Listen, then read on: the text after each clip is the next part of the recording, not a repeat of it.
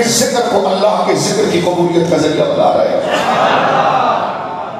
جب مقصود اللہ کی ذات ہے تو پھر شریعت کے طالبات اس رب العالمین کے قانون کے تحت بات مانی جائے گی۔ لہٰذا میں نے عرض کیا آپ کے سامنے، صحابہ سے تعلق ہو یا اہل بیت سے تعلق ہو، اس میں مرکزی ذات ذات مصطفیٰ کریم، جس کے ذہن میں خدا نہ کرے ذات مصطفیٰ کریم کا مرتبہ اور مقام اور حیثیت کم سے کم ہو جائے، وہ ایک طرف ڈھلکے گا۔ اور میں اس کی وضاحت دوں گا، وہ ایک طرف جائے گا۔ مثلا غور کریں، ایک گروہ وہ ہے، ایک گروہ ایسا بھی پایا جاتا ہے، آپ نے ہمارے لیے کہا ہے، میں نے کہا آپ وہ ہو، کہہ رہے نہیں، مجھے تو بیٹھو چاہیے۔ میں تو ایک ہوا میں بات کر رہا ہوں، اب کس کا جناب جو ہے کہ وہ معاملہ اس پر درست ہوتا ہے، میں تو سوئے زنی نہیں رکھ رہا، لیکن ایک جنرل بات کر رہا ہوں۔ میں نے یہ کہا کہ جو ذات مصطفیٰ، جس کے دل میں ہر نعمت کا منبع اور ہر نعمت کا اصل اصول عظمتوں کا مدار ذات مصطفیٰ ہے، مرکز و محور ذات مصطفیٰ ہے۔ لہذا جس کا بھی تعلق حضور سے ہوا، چاہے وہ اصحاب ہو یا وہ آل ہو، سنی کسی کا بیدب نہیں ہوتا، سنی ان کو بعد میں دیکھتا ہے، پہلے نسبت مصطفیٰ کو۔ اس لیے تو کسی ایک جانب دھڑکتا نہیں، ایک جانب۔ اب غور کیجئے، میں آپ کو آسان بات کر رہا ہوں، میرا اور آپ کا ذہن، ایک کا ذہن صرف جماعت صحابہ کی طرف جائے اور حضرات اہل بیت کے لیے خدا نہ کرے اس کے ذہن میں استخفاف یا کمی آئے، یا اہل بیت کی طرف جائے اور جماعت صحابہ کے لیے کمی آئے، اس وقت دیکھنا وہ حضور کو بھول رہا ہوگا، اپنی مرضی سے چوز کر رہا ہوگا۔ تو اس دین میں اپنی مرضی سے چوز نہیں کرنا ہے، نسبت مصطفیٰ سے قبول کرنا ہے۔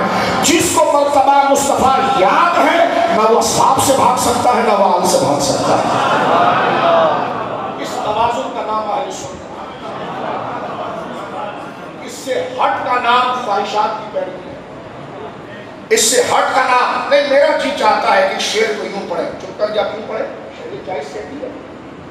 یہ بلندر مارنا کہ زمین پر علی نے اتارا محمد، یہ کون سی عقیدت ہے؟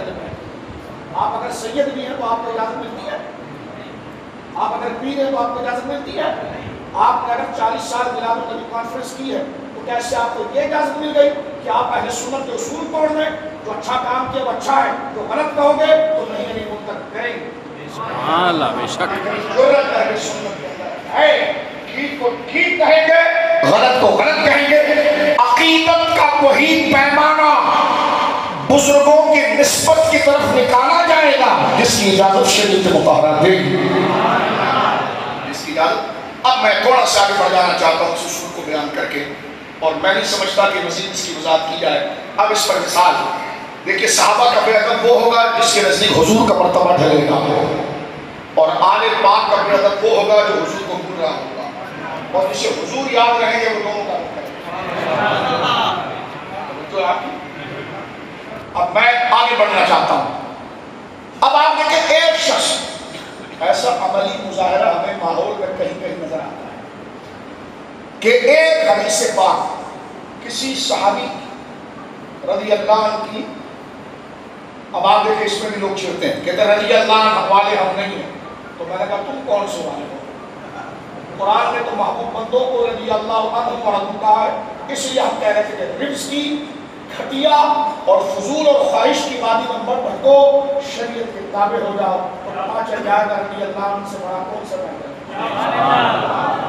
کہ وہ اللہ سے راضی ہو، اللہ سے مذاق اڑاتا ہے، بندر ممبر پر مذاق اڑاتا ہے قرآن کا، کہتا ہوں رضی اللہ عنہ والے نہیں ہیں، تو میں نے کہا وہ پھر تیرا منہ بتا رہا ہے تو کس والا ہے؟ کیونکہ قرآن نے جن کو پسند کیا، قرآن نے کہا رضی اللہ عنہم ورضوا عنہ، وہ سب خدا سے راضی ہوئے اور خدا ان سے راضی ہوا۔ اب تو مطالعہ کر کے کیا کر رہا ہے؟ خدا ان سے راضی ہو گیا، وہ خدا سے راضی ہو۔ غور کیجیے اس بات پر، یہ بات میں آگے چل کر اس لیے کر رہا ہوں کہ شریعت کے تابع ہو کر ہر چیز کو کیا جائے۔ آپ کو غصہ بہت آ رہا ہے، لیکن کیا شریعت نے اتنی اجازت دی ہے وہاں پر کرنے کی؟ آپ کو پیار بہت زیادہ آ رہا ہے، کیا شریعت نے اجازت دی ہے اس درجے تک پہنچنے کی؟ اس لیے کہ مومن جب کلمہ پڑھتا ہے تو اس کی اپنی محبت نہیں رہتی، اپنا غصہ نہیں رہتا۔ شریعت جس کے لیے غصہ کہے اور جتنا کہے وہیں تک رہے گا، اور شریعت جس سے محبت کے ہے جس درجے تک ہے وہ وہیں تک رہے گا. یہ نہیں ہو سکتا کہ صحابہ کے منصب کو نبی پاک کے برابر کیا جائے، اور یہ بھی نہیں ہو سکتا کہ اہل بیت کے کسی بزرگ ہستی کے منصب کو رسول اللہ کے برابر کیا جائے. جو ہے کیونکہ جناب سید عالم کے مرتبے کو جو قرآن نے بیان کر دیا وہ آپ کا اختصاص ہے. پھر حضور کی نسبت سے ان کو قبول کرنا ہے. پھر میں آگے بڑھنا ہوں آہستہ سے، جیسا بھی میں نے حدیث پڑھی ہے. سرکار نے فرمایا جامع ترمذی میں جو میرے صحابہ سے محبت کرے گا میری وجہ سے کرے گا. اس کی طرح اہل بیت کے لیے فرمایا فمن احبہ فحبی احبہ، جو میرے اہل بیت سے محبت کرے گا میری وجہ سے کرے گا. تو پتہ چلا دونوں سے محبت میری اور آپ کی مرضی نہیں ہے، کوئی فلم ڈرامے کا نچوڑ نہیں ہے، وہ سرکار ذات مصطفیٰ اس کے لیے معیار ہے. تو لہذا جس چیز کو ذات مصطفیٰ سے نسبت ہو گئی، سنی نے اس کے خلاف پک پک میں زبان کو روک دیا، اس کی تعریف میں زبان کو جاری کیا.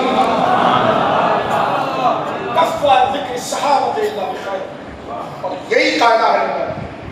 اب آپ سنیے میرے دوست، ایک مظاہرہ فضائل ہم سنتے رہتے. میں نے پہلے کہا کہ ہم جیسے لوگوں میں ہمت ہی نہیں ہے کہ حضرات اہل بیت کے فضائل کا احاطہ کر سکیں، لیکن جو باتیں ہم آپ سے کر رہے ہیں یہ وہ مرتب قانون ہے جو ان دلائل سے نکلتا ہے. وہ دلائل جو اپنی وسعت میں سمندر ہے اس کو بیان کرنا مشکل ہے، لیکن وہ دلائل تقاضا کس قانون کا کرتے ہیں وہ قانون بیان. بات سمجھ رہے ہیں؟ دلائل تقاضا کس قانون کا کرتے ہیں. اتنی عظمت اہل بیت کی سننے کے بعد پیغام کیا ملتا ہے وہ بیان کریں. عظمت صحابہ پر پوری رات تقریر کے بعد پیغام کیا ملتا ہے وہ کہا جا رہا ہے. سنیے، بظاہر یہ بے اعتدالی ڈس بیلنس بندہ جب ہوتا ہے جب دین کو اپنی مرضی سے سمجھنا چاہتا ہے. ایک بندے کی آواز پسند آ رہی ہے اس کے کلام سنے گا، سنو، لیکن خالد حسنین جیسے کو سنو جس کی آواز بھی ہے اور عقیدہ بھی ہے. ہم اللہ رسول کی محبت کو سن کر صرف سر کے دیوانے ہو جائیں. یہ خواہشات صرف سر کے دیوانے ہو جائیں کہ کیا آواز ہے، اس آواز میں وہ کیا ڈیلیور کرنا یہ دیکھو. کیونکہ آواز سے عشق نہیں ہوتا، آواز سے عشق عقیدے کی وجہ سے ہوتا. اگر کوئی ہندو کی آواز اچھی ہو اور وہ توحید کے خلاف بات کرے تو کیا قبول کیا جائے گا؟ وہ کفریہ کلمات اپنے گانے میں بیان کرے تو قبول کیا جائے گا؟ نہیں. ماشاءاللہ یہی جرأت مسلمان کی ہوتی ہے کہ وہ سر آواز لے لہن کو دخل نہیں دیتا، بلکہ ہر چیز کو دین اور شریعت کی وجہ سے وہ کرتا ہے. ایک خوبصورت نظم میں پڑھنے والا بندہ، خوبصورت نظم میں آواز نکالنے والا بندہ عقیدہ ختم نبوت کے خلاف کوئی شعر پڑھ دے، خدا کی توحید کے خلاف شعر پڑھ دے، کفریہ کلمات پڑھے، سنی اس بات کو اٹھا کر دیوار پر مارتا ہے. کسی نے کہا سر بہت اچھا ہے، آپ نے کہا سر کی حیثیت نہیں، دین پہلے ہے. یہ میچورٹی اس فتنے والے دور میں ہمارے پر آ جانی چاہیے. یہ دجالیت کا دور شروع ہو گیا. کوئی پیسے کے نام پر بک رہا ہے، کوئی سر پر بک رہا ہے. سر بری چیز نہیں ہے، لیکن بیان اگر اچھا ہو، بیان سچ پر ہو، بات ٹھیک ہو تو سر قابل قبول ہے. اصلاً سر کی قدر نہیں ہے. جیسے دیکھیں زبانیں پشتو زبان ہے، کسی کو پشتو زبان نہیں آتی، وہ سنتا ہے تو اس کو سننا اجنبی لگتا ہے.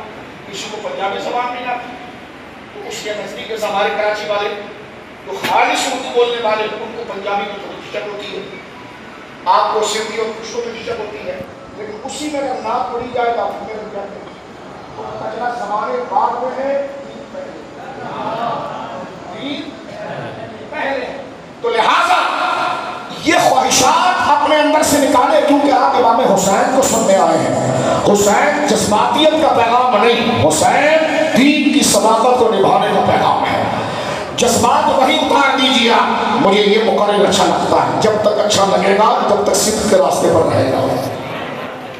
کیونکہ صرف نبی کی ذات ہے صلی اللہ علیہ وسلم جن کے پیچھے آپ کر کے چلنا ہے. اس کے علاوہ پیر ہو، مولوی ہو، مقرر ہو، کوئی بھی ہو، اس وقت تک اس کی عقیدت ہے جب تک وہ شریعت کا پابند ہے. یہ مباشر صرف رسالت کا کسی کے ساتھ نہیں ہوگا. آپ بند کر کے اللہ جس کی بات مانی جائے گی وہ اللہ کے رسول ہے، اور ہر ایک کی بات رسول کی وجہ سے مانی جو ہے. یہ آزادی ہر ایک کو نہیں دی جائے گی. کہ چند سسٹم ہم ٹھیک کر لینا تو ہمیں تالا بھی سمجھ میں آ جائے گا، نور بھی سمجھ میں آ جائے گا۔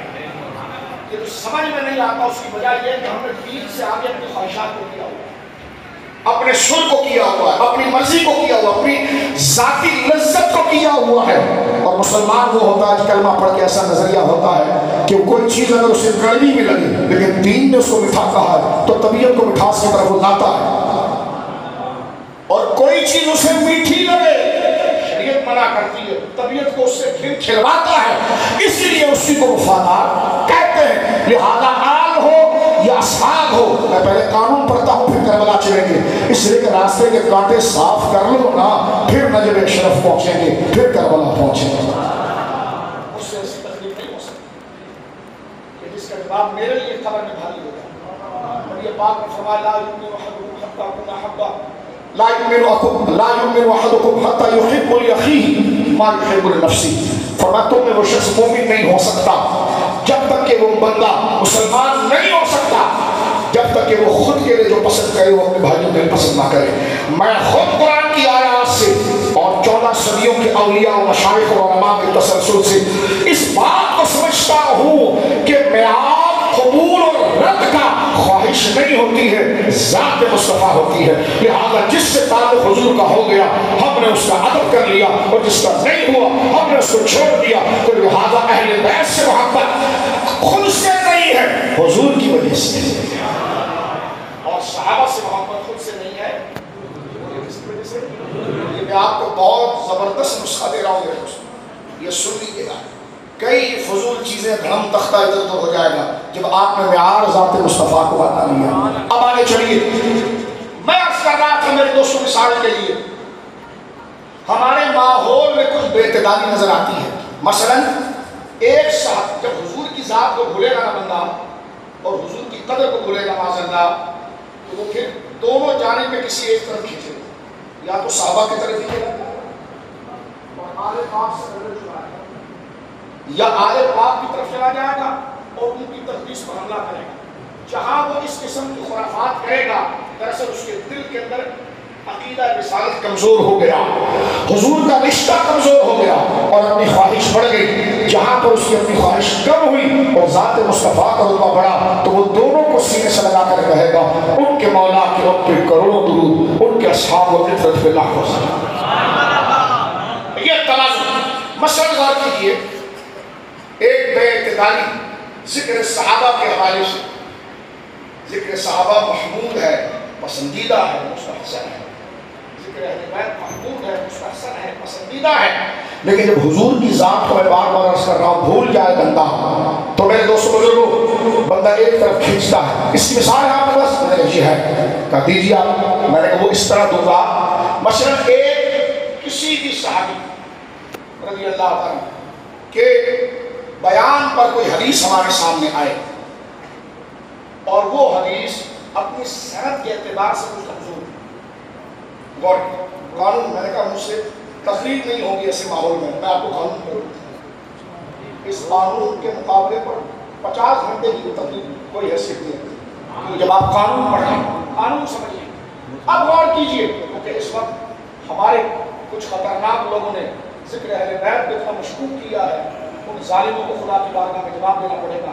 ہم نے کبھی اتنے بند الفاظوں میں بات نہیں کہ ذکر اہل بیت ایمان کا نکھار تھا، لیکن جب عقیدہ اہل سنت میں کسی اور چیز کو انجیکٹ کرنے کی کوشش کی تو پھر لوگوں کے سامنے ہمیں صحیح عقیدے کو سمجھانے کے لیے وہ قانون اور فصیح بتانی چاہیے، کیونکہ پہلے عقیدگی کے اندر کشادگی تھی، خوش عقیدگی تھی، تو ڈائریکٹ بات کرتے تھے تو موضوع کا دوسرا مطلب نہیں نکلتا تھا، لیکن اب اگر ڈائریکٹ بات کرے تو کوئی اور فائدہ اٹھائے، تو لہذا ضروری ہے کہ ہر درجہ ہر محبت کا جو قانون ہے اس کو ریپیٹ کیا جائے۔ آپ دیکھ رہے ہوں گے ہمیں بولنے میں کتنی مشقت ہو رہی ہے، آپ کو سمجھنے میں تھوڑی مشقت ہو رہی ہے کہ حالات ایسے ہیں۔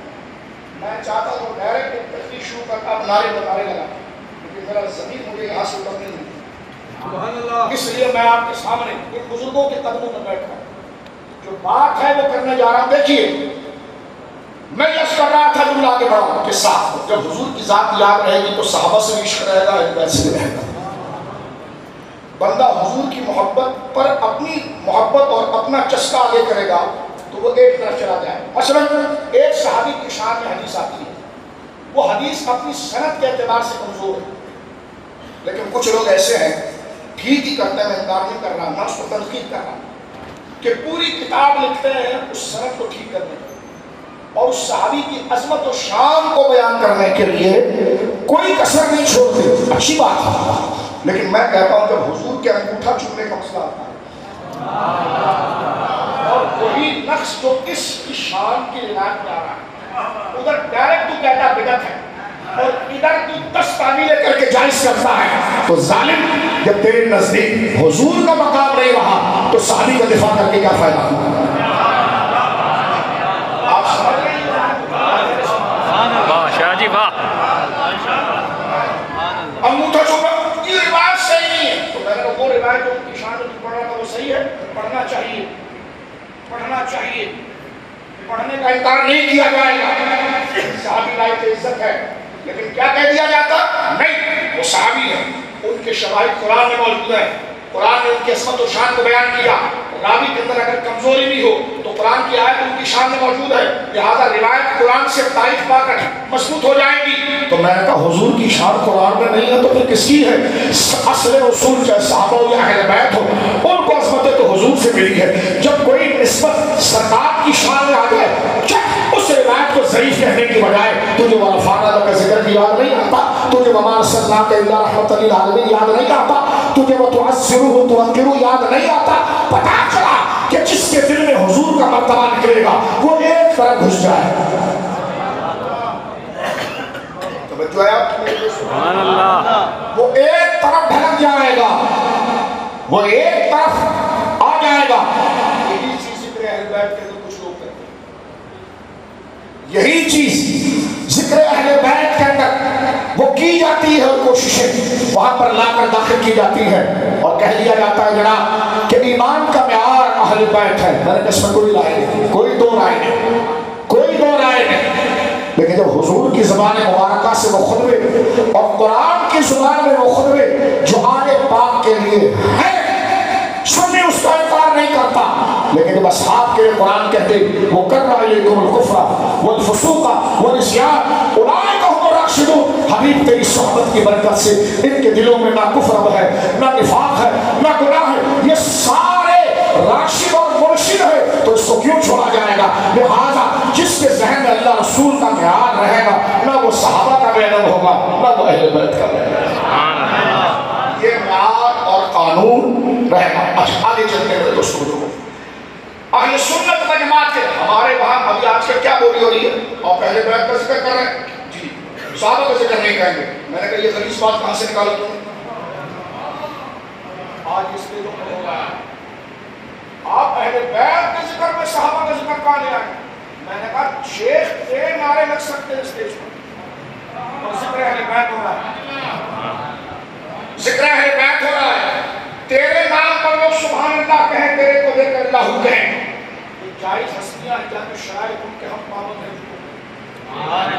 جو ہے، لیکن ہم یہ کہنا چاہتے ہیں یہ اہل سنت کے قرینے کو بگاڑنے کی کوشش ہے.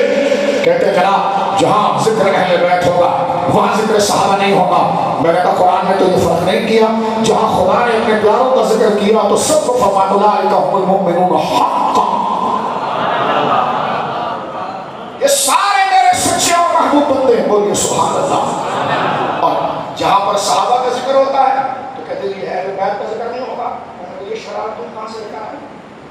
یہ تفریق دیکھیں، جب یہ اوپر سے میں تفریق کو تسلسل سے بیان کر رہا ہوں، آپ اس کو لکھ بھی سکتے ہیں اور اپنے نام سے شاید، کیونکہ جب ذات مصطفیٰ سے تعلق ٹوٹتا ہے تو بندہ ایک طرف آتا ہے، جب ایک طرف آتا ہے تو دوسرے کے ذکر سے چڑھتا ہے، اور جہاں دوسرے کے ذکر سے چڑھا یہی رفظ ہے، سنیت سے گیا، سنیت سے گیا. اس لیے اہل سنت و جماعت نے یہ معیار رکھا کہ اہل بیت کی مدح اور ان کی تنقیس کرنے والے کی مذمت یہ اہل سنت کے نزدیک اجماعی ہے۔ اسی طرح ذکر صحابہ کے لیے فرمایا ان پر تنقیس کرنا اشارتاً کنایتاً جس طریقے سے فرمایا یہ بھی رفض ہے۔ سنی نہ اہل بیت کے لیے کوئی کمزور بات برداشت کرتا ہے نہ جماعت صحابہ کے لیے کرتا ہے۔